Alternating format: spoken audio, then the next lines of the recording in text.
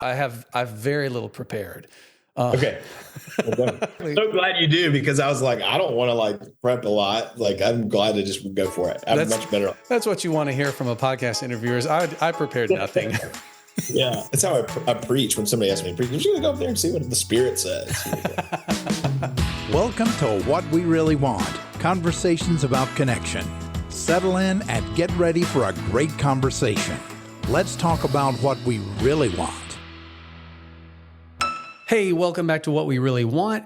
This is episode 25, a bonus holiday gift for you, and it's called I Won't Try to Fix You. This is a conversation I had with my therapist, Will Mooney. Will's a therapist in Brentwood, Tennessee, in the Nashville area. He has been a friend of mine for several years, longer than he has been my therapist, and just in the last probably, going on 2 years, year and a half probably, I've been seeing Will for therapy, and it's been so helpful for me. At the time this is being recorded, I am just about a month away from hitting the 16-year mark in my recovery and in sobriety. And that's something I'm so grateful for. But for many years, I would say probably for the better part of a decade, up until a few years ago, I was not regularly in therapy anymore. I'm very heavily involved in therapy, of course, at the beginning of my recovery, coming to understand a lot of new things. Then when things stabilized, I just kind of let that drop off.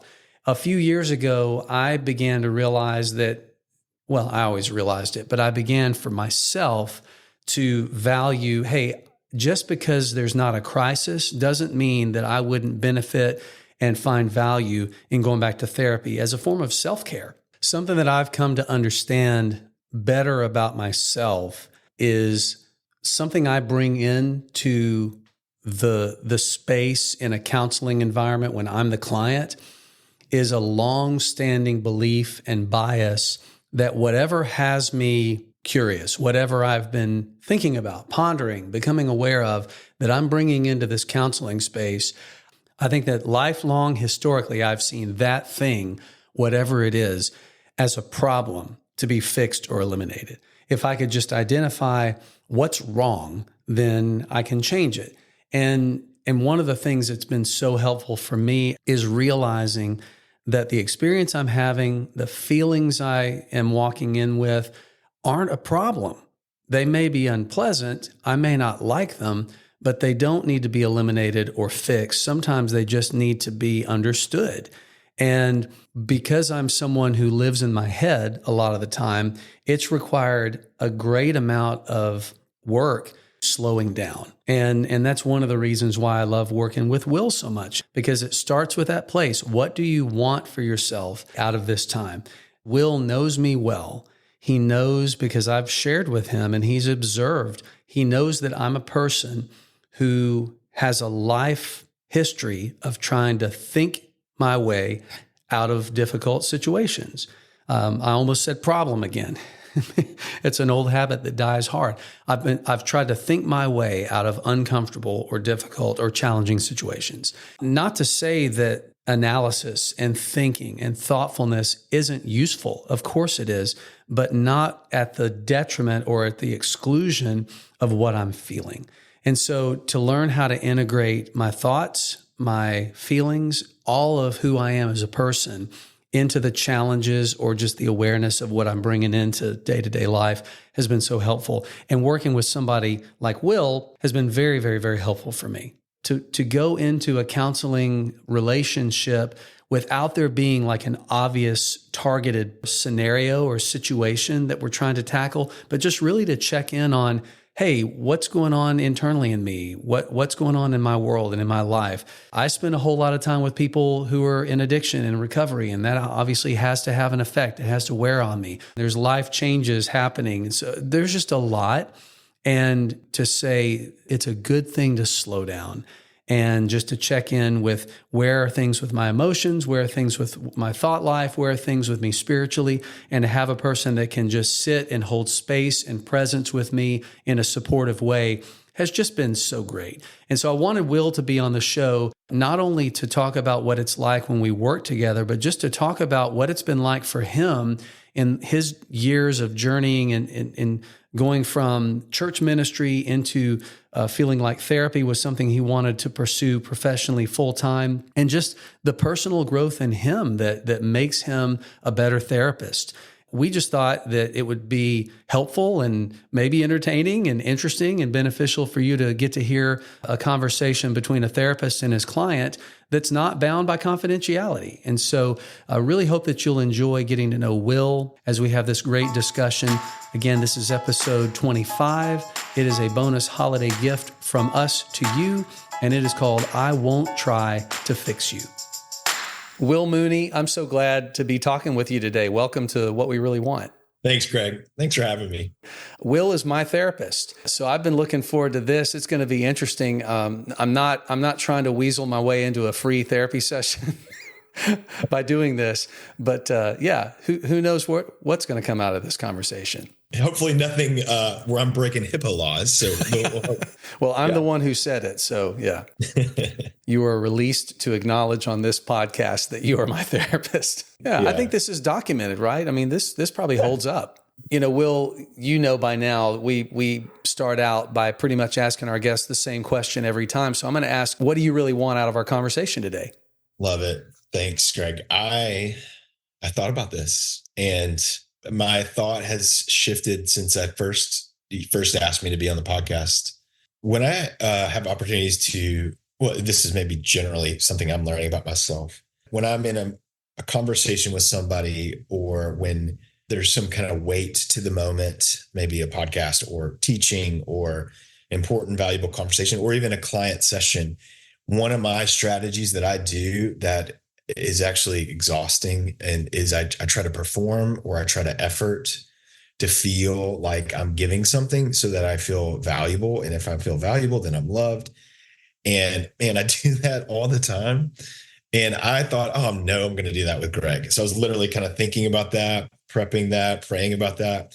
And I was like, I just want to enjoy this time, and I want to stay connected to what I feel and not go into that strategy, and enjoy talking about, what I want, hearing what you share, and just have a good conversation. That's what I want.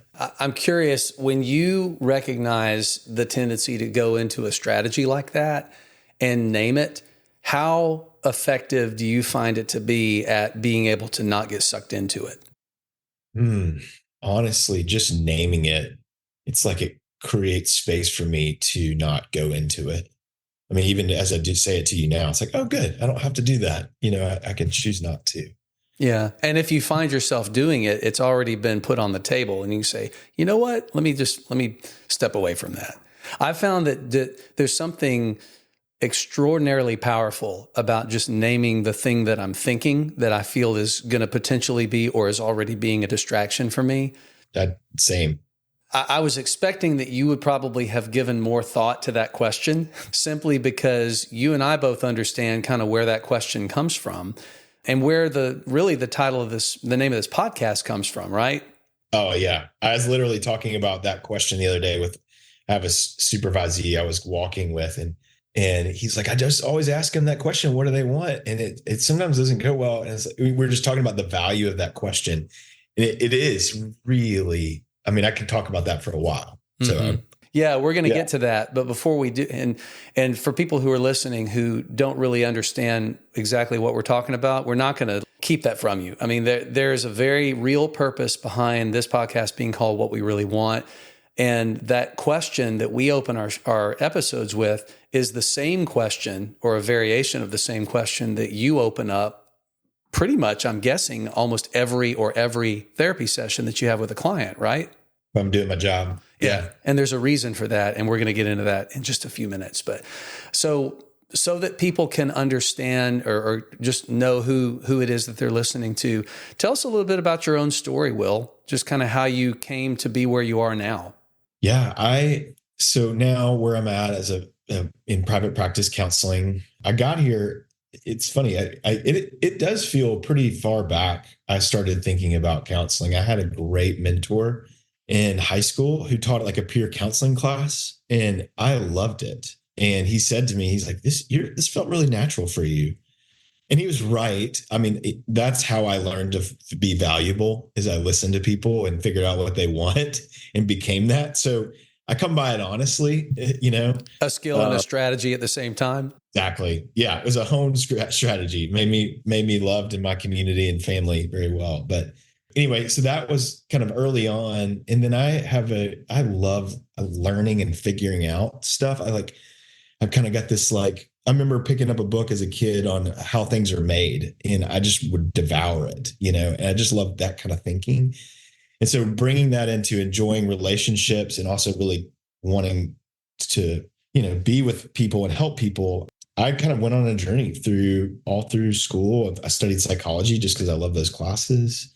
And then thought I was going to do pre-med route and got bored with that because I just wanted to be with people, not just patching them up and sending them out. And so then I was in ministry for 10 years in various capacities as a youth pastor and family pastor, and really loved that. And that was really natural for me. And then in doing that, though, I got restless because my favorite part of my work was being one-on-one with people and walking with them towards hope. And so I just wanted to do that more, and kind of came to a crisis after about 10 years of ministry, 9, and I was like, I need something different. And I started working part-time as a therapist at that point, and that was like just 2 afternoons a week, and I was like, I think I want to do this full time. But it took a journey of me praying through that and wrestling with, am I trying to escape ministry? Because I had worked in 2 different churches with major pastoral transitions and church splits, and like, man, am I running from this? I don't think so. But I had to really wrestle with that, and then found, this, and then the guilt that came up of like, can I do what I want? Is that okay? And just found a lot of freedom in wrestling with that and permission to be like, desire is good. God gives desires. I've checked all the boxes of, is this sinful? Am I running? And I still want to do this. And so started doing full-time counseling about 5 years ago, and I've really loved it, and started a group practice with some other therapists here who are very like-minded and really enjoy it. Yeah. So something that you said now was reminding me of something that you told me a long time ago, because we've known each other for a little bit longer than you've been my counselor.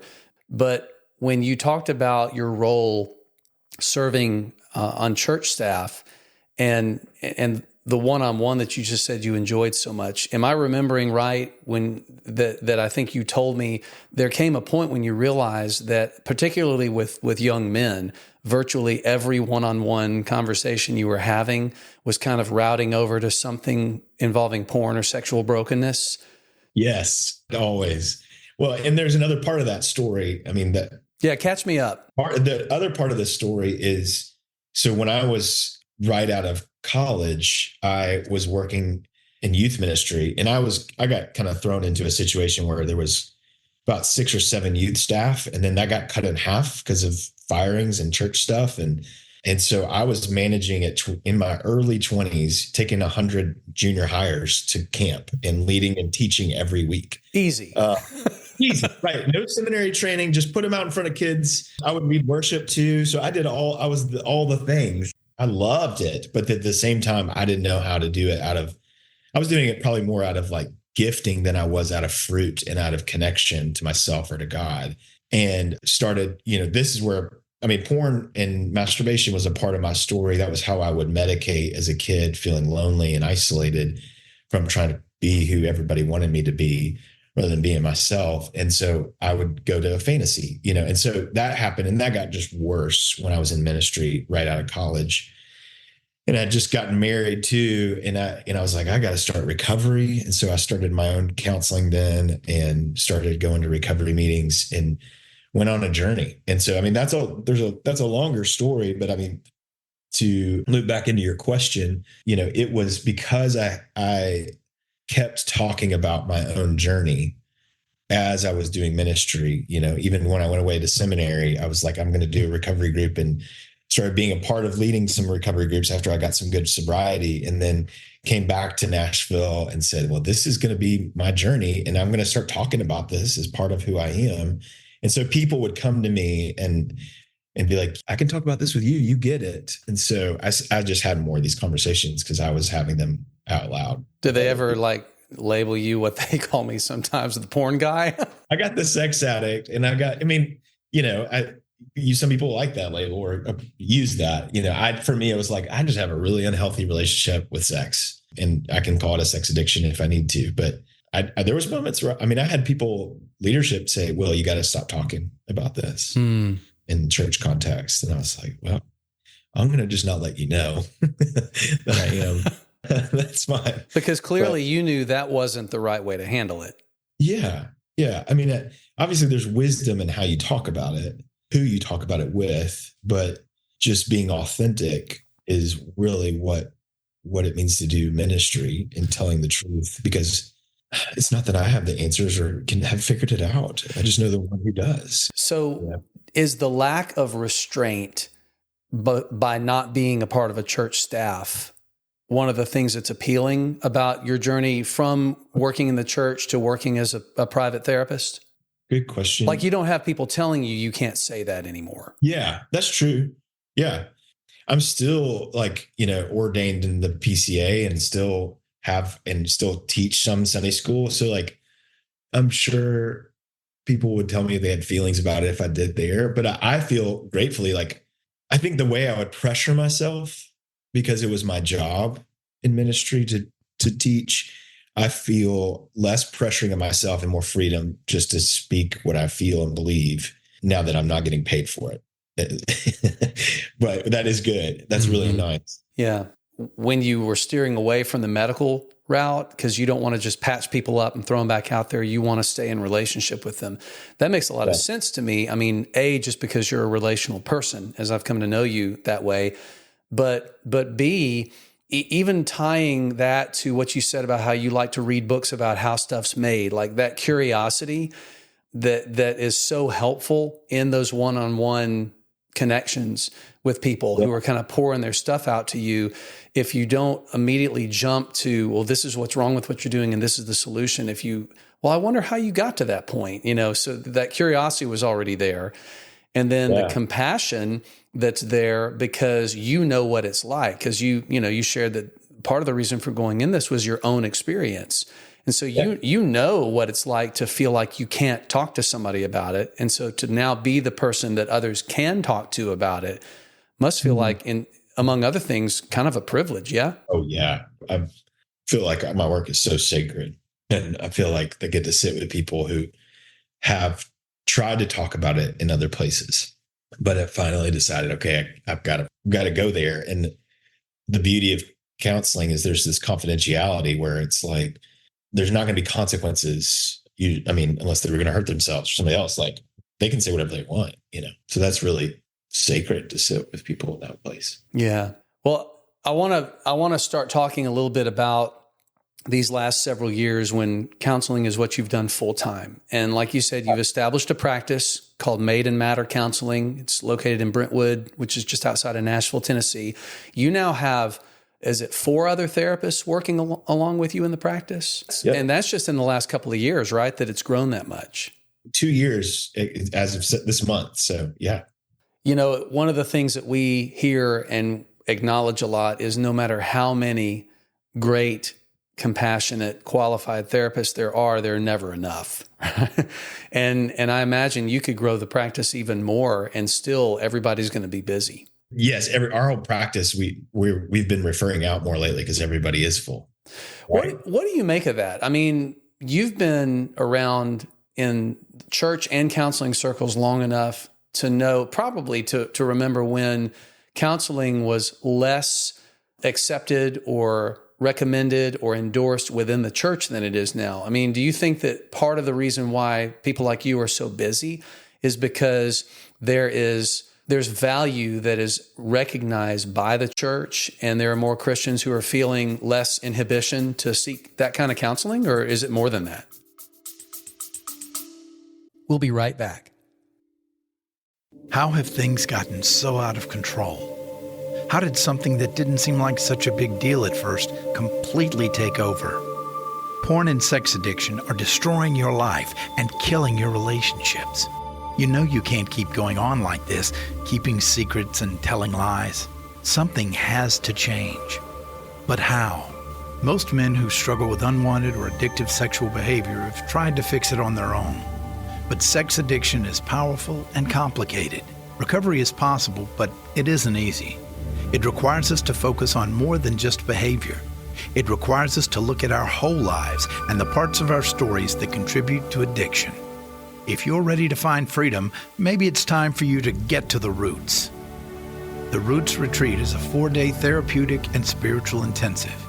You'll work with therapists and coaches who specialize in sex addiction and recovery. You'll learn how to take healthy ownership of your behavior. You'll discover how your life experiences set the stage for addiction to develop. You'll see how God factors into your struggle, and you'll learn effective tools for ongoing recovery after the retreat. If you're ready to stop trying what doesn't work, if you're ready to experience real hope, healing, and change, let's get to the roots. Visit awakenrecovery.com/Roots Retreat or click the Roots Retreat link in show notes. I think that's it. I think the Christian culture is more open to counseling.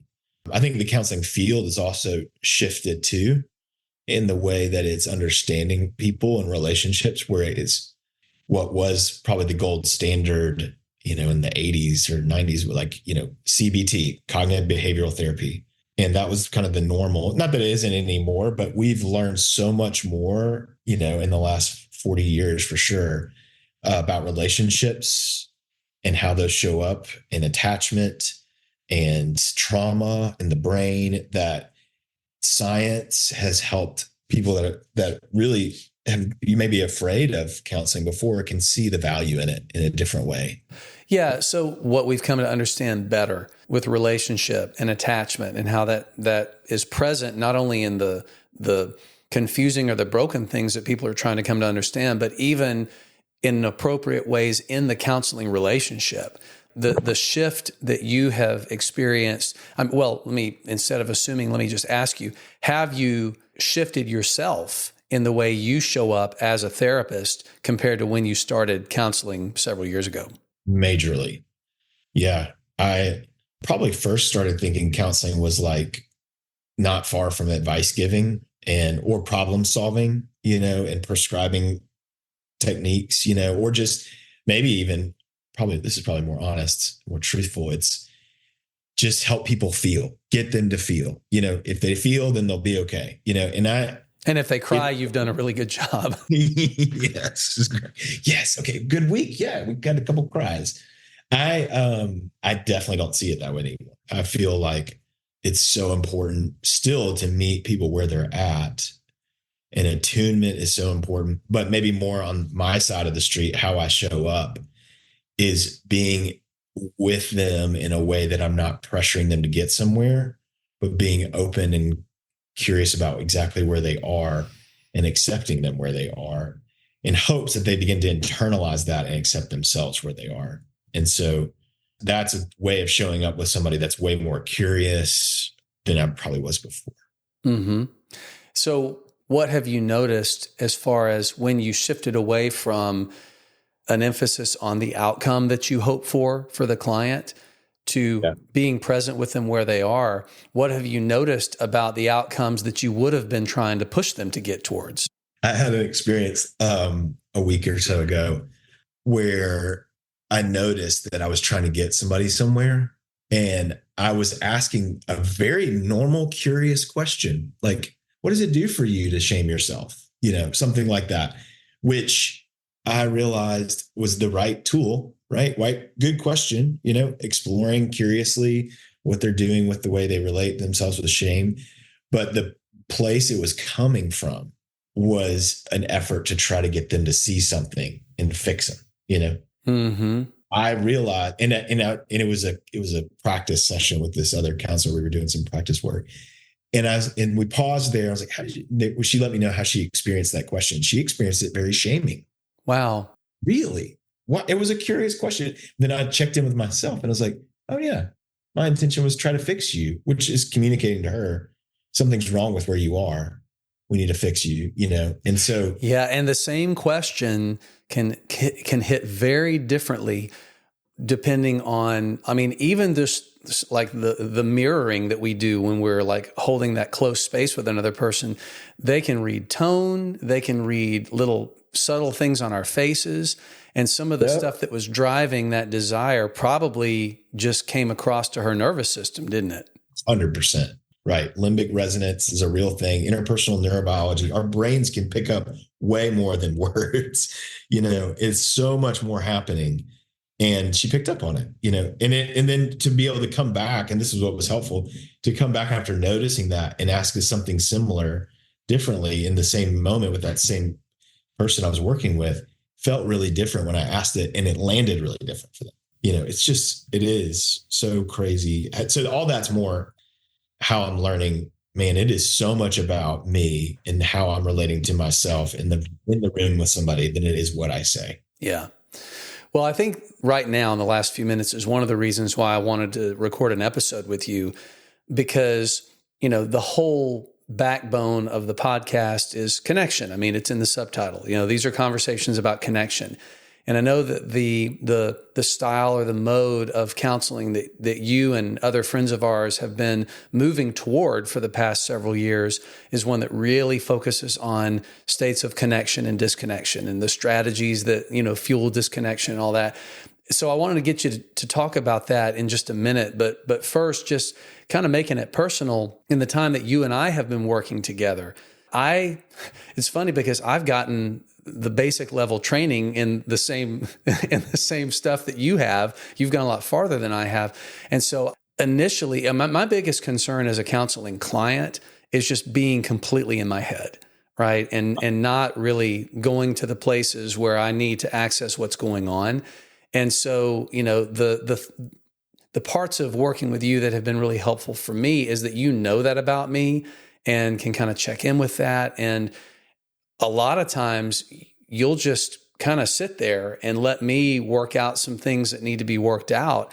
And that's different, because I think that a bias that I would have had, or that I did have for a long time, is kind of what you said. It's finding a solution and getting advice from a person who is not, in the middle of all this. So I'm coming to you because you have objectivity and I lack objectivity. And so there's an assumption that if I just had a better, more objective, cold, hard facts way to look at this, that I'd be fine.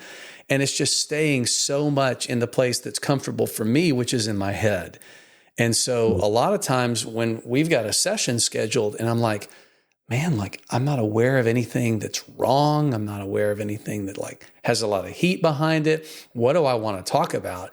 And just in taking 50 minutes to sometimes just start there. Like, what do I want? I want clarity as to what's going on in my head and my heart. But it's been really helpful for me in learning how to slow down enough to connect with myself. Because I think that was one of the connections that I was missing the most often, but was the least aware of. Because I can tell when I'm feeling disconnection from my wife, and I can tell when I'm feeling disconnection from a friend or from God. But disconnection from myself is very, very hard to put a finger on. Yes. And it takes a lot of practice and work and awareness of that. It's funny.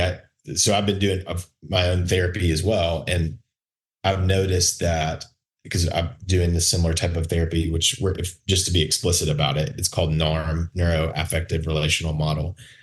And it's always about staying clear on what you want and what's between you and experiencing that.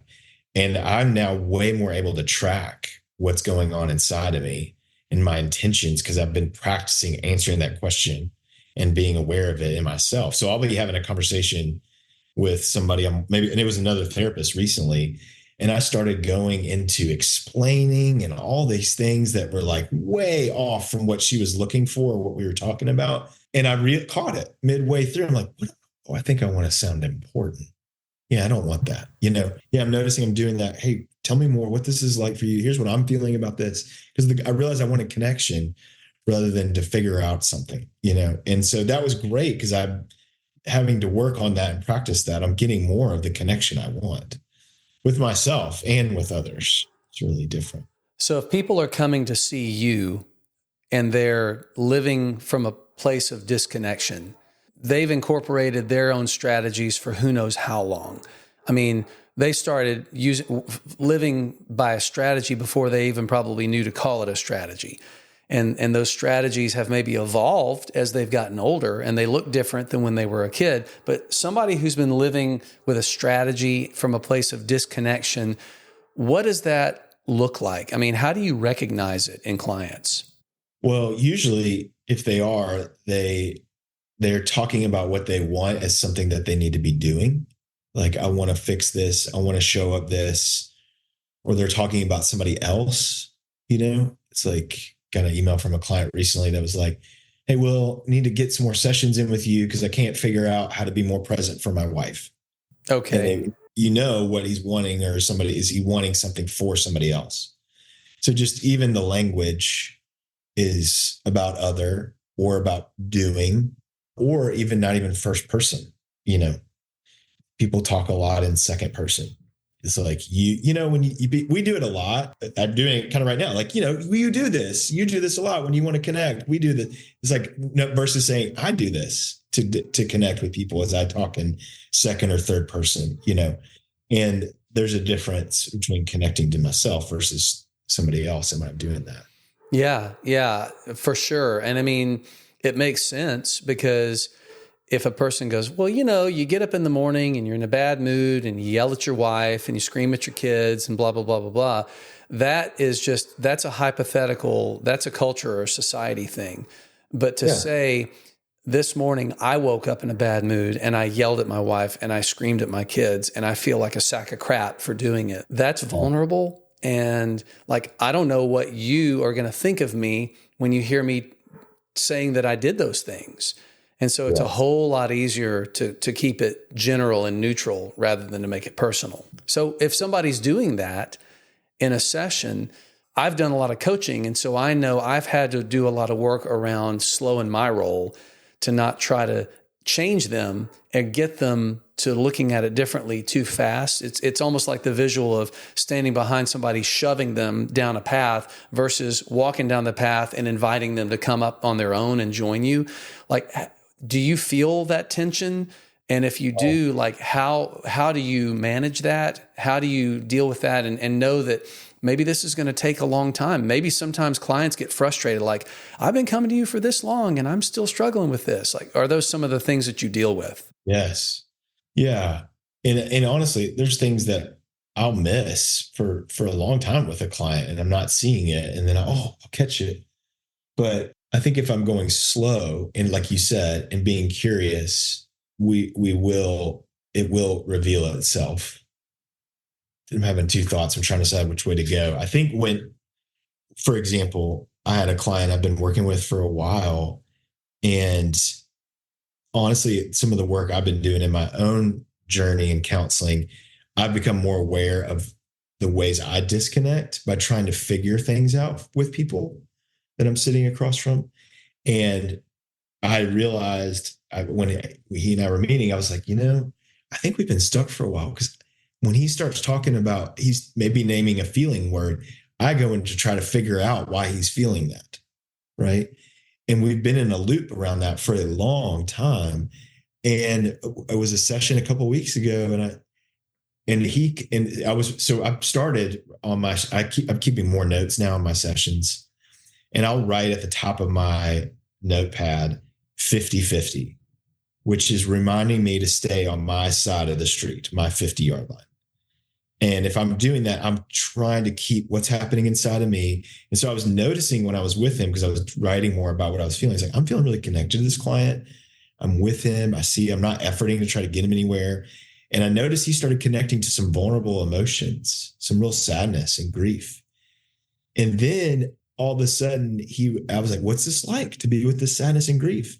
I'm noticing I'm feeling connected to him. And he's like, I don't like it.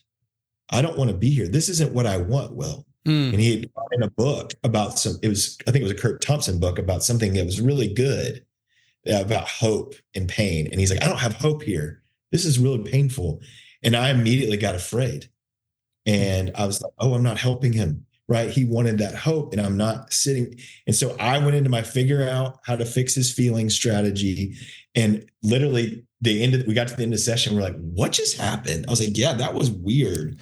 And I started to figure out what you were feeling. And I noticed, and I was like, and I went back to my kind of 50-50 notes. I was like, I was tracking with you and I felt connected to you till you started feeling that really painful feeling. And then I got afraid because you were afraid of it. And I followed you down that path. And I started trying to figure out what you felt. And I stepped over to your side of the street. Yeah. And because I was afraid. Yeah. And I left me. And I think I disconnected from you, and I followed your strategy of disconnecting from yourself. And this was at the end of the session. We realized it. And I was like, I'm so sorry. And he's like, what? I don't understand all that. And I was like, we're going to pick up next time. So we followed up the next week. And I was like, I've been thinking about our session, and I realized that I really disconnected you because I was afraid. And he's like, yeah, I noticed that too.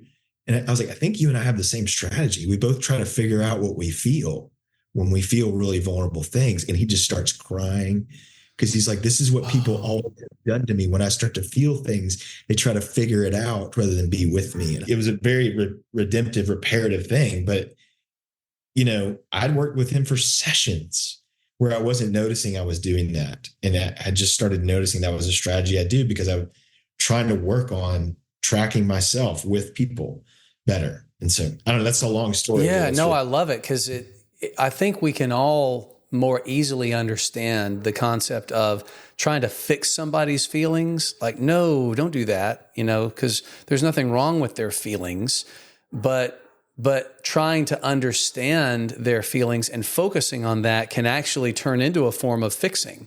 Yes. Is there ever a scenario where it doesn't matter why a person's feeling something, where you don't really need to take a lot of effort or energy to figure out where that feeling's coming from, where just the presence itself reveals itself to be enough for now? Yeah. Yes, it's always okay to not have to figure out a feeling.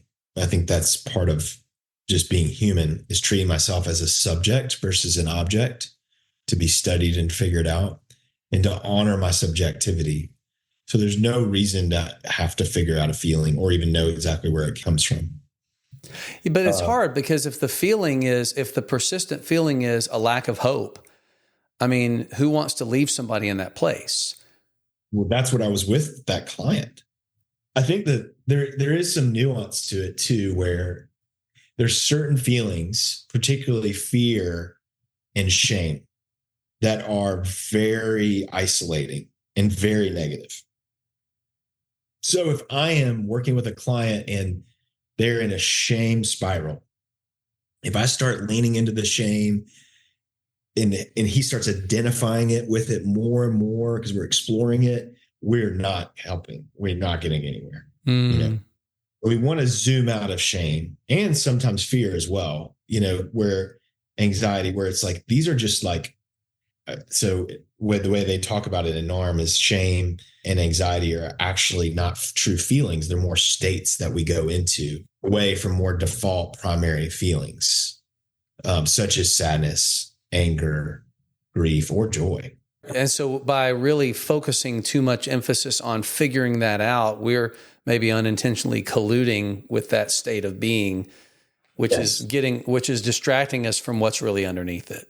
Is that a decent way of describing it? Yeah, that's great. Yeah. And it's supporting them and not connecting to what also might be there, or just even naming the strategy of what they're doing, which is okay to say, hey, I'm noticing that you're attacking yourself or you're a lot of shame or really anxious. What is that doing for you? How's that helping you connect to that thing that you want, And so exploring in that way is helpful in agency around what they feel, right? But just expanding it and zooming in on it can often be negative. Isn't it interesting how a desire and an effort on the part of a caring helper to say, oh, well, let's dive in here and let's understand this so it doesn't keep having this hold on you, actually can backfire. Yes, I can tell you stories. Actually this week where I was trying to read somebody's feelings about what they were feeling, curious about it. And I was like, this is either really deep sadness or really dark shame. And I had no idea what it was. And we kept asking him, but I realized his body was sinking. and he's closing his eyes and he's like telling me he's wanting to collapse. And I'm like, okay, this feels like shame. And so I was like, we need to pull out of this. But it was, if I had left him there and thought, I just need to get him to feel the sadness, he would have probably maybe have complied with me and felt something. And I would have thought, oh, I did something helpful. He connected to a feeling, but that's and then who knows what would have happened when he got home. Right. Yeah. Yeah. Yeah. That's interesting. Cause that makes me think of the recovery intensives that we do that, you've been a part of several of them as helping with therapeutic staff. And the evolution of our Roots Retreat since we started doing them, 8 years ago, it's really moved away from kind of everybody's going to do this cathartic activity. Everybody's going to do this anger exercise because everybody needs this. Well, everybody doesn't need that. And not everybody is at the state of resilience to where they can handle something like that. And so I would realize that there had been some retreats where when it ended, I felt so good because, man, this person got in touch with his emotions and this person, and then they'd call me that night and they're like, why have I just been acting out for the last 3 hours? And it's because we had expanded them too far. We had overinflated their emotional balloon and it burst, because we didn't have the sensitivity to say, wait a second, are we doing this for them or are we doing this so that we can feel useful, like we got a result? Were we attuned to them and what they were wanting, or were we trying to get, yeah, exactly. It's so helpful. So I used the word expand just now, and I would love for you to talk a little bit about the concept of expanding and contracting in the context of our emotions and that 50-50 relationship with a client and a counselor. Could you talk about the whole, what do I mean when I say expand and contract? Yeah. Maybe a simpler way to say it in my mind would be stepping into or experiencing more of my authentic self, right? Which could be my feelings versus stepping away from myself, which would be contracting from me.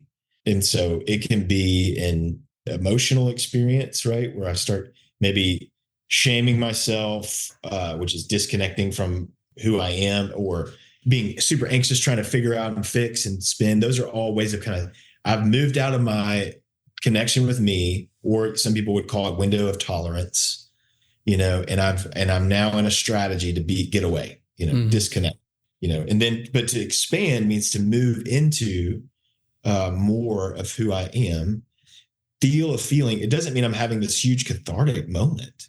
It just means I'm realizing I have capacity to be with this. Like I can feel my anger without having to act on my anger. Yeah. Separate the state and the behavior. And that's expansive for me, as I've let myself feel more anger, which has been really hard for me in my journey. So if you have come to realize that I've got a narrow window of tolerance, you use that phrase, and, if people aren't familiar with it, you can probably Google that and get an explanation of the concept. It's like if my emotional arousals on a scale of 1 to 10, and if 5 kind of is a balanced state where, okay, I'm feeling pretty centered here. It doesn't take too much to amplify that to where I start to get hyper aroused, or I may go the other way and it doesn't take too much to get me to start to shut down and dissociate. So if I'm trying to move towards connection and expand that window to make it wider, I think there's a general tendency to I want to shove that thing all the way up to 8 or, all the way down to 2 so that I can handle anything all at once. But a slow, methodical, incremental shift in that is going to be far more effective and far healthier too, because I'm not pushing myself beyond my capacity. Yes, Greg, that's well said. Yeah. And tracking myself and where I'm at, right? Versus pressuring myself to feel something, and going slow. And that's why we ask people what they want. It's like, do you want this? What does that mean? Versus trying to do something. So with the expansion, contraction, and the way that you described it, if I'm moving towards authenticity, which is another way of saying moving towards connection to myself, to others, to God, and I get to the point where that feels like, oh, this is uncomfortable because I'm not used to doing that. Would you say it's fair to say it's a very natural response to want to contract and say, ooh, too much, like I'm going to go back to what I know. And if what I know is moving away from connection and authenticity, that's not a good long-term strategy because I want to learn how to live connected. So how do you walk with people to recognize and affirm why contracting and moving back into some place that feels comfortable makes sense, but to encourage them, like, what if you didn't move back so far? Or what would it look like? Or do you even do that? Or is that something that's a byproduct of just staying in that space with them? Yeah, I think it's a lot of it's just helping them notice themselves and track themselves. So it's like, I'll have clients who will come in and be like, man, I had a horrible week with this relationship where I acted out a lot in my addiction. And that's just me. I hear that and I go, okay, we've contracted, right? Something's happening where you're having a feeling that became unbearable or you just didn't have capacity for it. So you moved away from it. And then that was scary. And so in order to get to a feeling state that you felt more comfortable with, or to get away from a feeling state, you did this behavior or you did this thing. So I will just notice that when they're telling me that. And so to support them, I will just say, okay, let's slow it down. Do you want to explore this? What would you want out of exploring this? And then track with them kind of what happened in that moment, when this started to show up for you. And then usually it's almost like studying a train wreck, or a car wreck. It's like, hey, we all know this is how it ended, but like what happened to you got in the car and you only had 2 hours of sleep, right? Why you only gave yourself 2 hours of sleep that day before, where were you not attuning to yourself or caring for a need or moving outside of your capacity, or you were angry, and the anger is a feeling that was never welcomed in your childhood. So you now disassociate from it, disconnect from it. And that's what was happening, and so we just kind of tracking it back to what's going on internally. And that takes a lot of time. And I'm just thinking too, even for myself, that if I'm contracting, it's because something about what's going on right now feels very uncomfortable. And so I'm trying to provide something for myself in moving away from it. Let's just take conflict as an example. If I'm having conflict with a person that I care about and my contraction temptation is just to run away, my brain's pumping that cortisol and the fight or flight instinct comes in. I want to flee. I want to get out of there. Do I really want to get out of there, or do I want relief from the way the conflict feels? And so if I can say it's not a bad thing that I want to move away from how this conflict feels, but what would be the hope of where this would go? And if the hope for me is resolution, then I can't avoid that person forever. But I have to recognize sometimes I'm not in the place where I have the capacity to engage in a way that's going to be healthy. So I'm going to take a step back. I'm going to talk to somebody else. I'm going to maybe do some focused breathing. I'm going to take some time. And then I'm going to go back and say, hey, I wasn't happy about the way that last interaction went, and I'd like to talk more about it if you're open to that. And that's something that was very counterintuitive for me for a long time. And I've started doing that more, but I've got to make sure the other person's up for that too. Because if I am and they're not, then it's not going to go the way that I want it to. And I'm not going to get what I really want, which is understanding, resolution, and the re-engagement of the relationship on the other side of the conflict.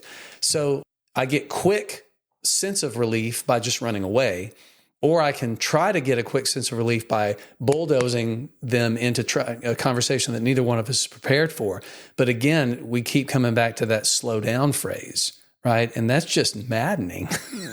Right. And then I think about, what about the relationship where you can't resolve it, where they're unwilling to resolve it, right? And you're stuck with this feeling that maybe anger or hurt. And it's like, what now? Are you forever never going to be able to resolve? But it's like, we have to grow in our capacity to feel those things. And I think really this is where I've been reading a book lately that my spiritual director advised for me called Questions for Jesus.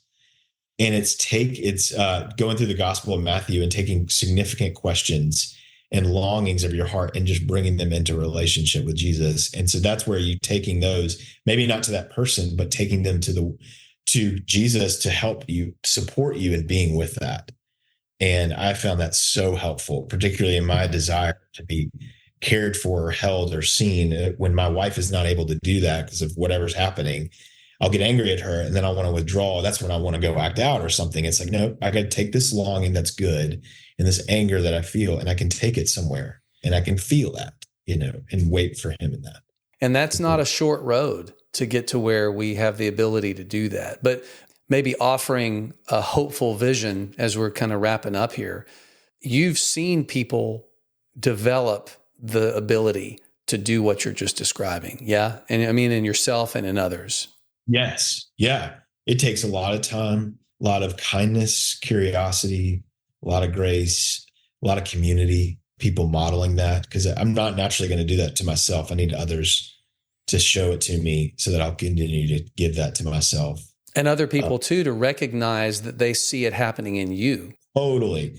Right. I think that's how I've recently noticed how much I've been in a strategy of figuring things out. I had a friend say to me, like, well, I just noticed you disconnected from me as I shared this vulnerable thing with you. You tried to figure me out. I was like, I say that all the time. That is what I'm doing. Thank you. You need that all the time.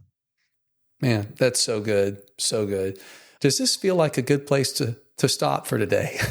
Yeah, this is I feel like if I kept going, it might take a lot longer. I'm just grateful. I mean, it's good for me to talk about this. Just I'm noticing how I'm grateful for just the journey. Recovery is a long journey, and it's never one I'm going to be ever arrived on. But the things I've learned over the years have been costly, but also really rewarding. So thank you for giving me space to talk about some of these things. Well, thanks for taking it, and thanks for providing it for me. When I'm either sitting in your office or we're, doing that thing virtually, it's so helpful. And, I laughed about it just a minute ago, but I do want to maybe point this out to people who are listening who may still be in that place of having maybe unrealistically high expectations of how quickly we can get to the place that we're wanting to get. Virtually every session that we have, and this is a NARM thing, is, does this seem like a good place to stop for today? And I feel like for us, this is a good place to stop today, which is not saying that we're done. And it's also not saying that however far we got wasn't enough. It's like, hey, do we feel like we moved closer to the thing that we said we really wanted? And I feel like we did. How about you? I do too. Man, I can't wait till the next time I get to see you in person. But I'm so grateful, that you're in my life as my counselor, but also that you are a part of a lot of things that we do at Awaken. It's just, it's great to have that connection and just to know that it's there. Yeah, Greg, thank you. I'm so grateful for you as a resource to be able to trust and to send clients to, friends to, and what y'all are doing at Awaken. I think talk about y'all every week. So I'm grateful. Thank you. Right back at you. We'll make sure to put in the show notes how to get in touch with Made and Matter. If people want to know more about NARM or even that book that you mentioned, Questions for Jesus, we'll put all of that in the show notes. And we'll just look forward to the next time I see you. Thanks so much for being here today. Love you, brother. Yeah, love you too, Greg. Thanks again. Take care. We'd love to hear from you. If you have questions, feedback, topics you'd like to hear us talk about on the show, click the Send Us a Message link in the show notes of any episode.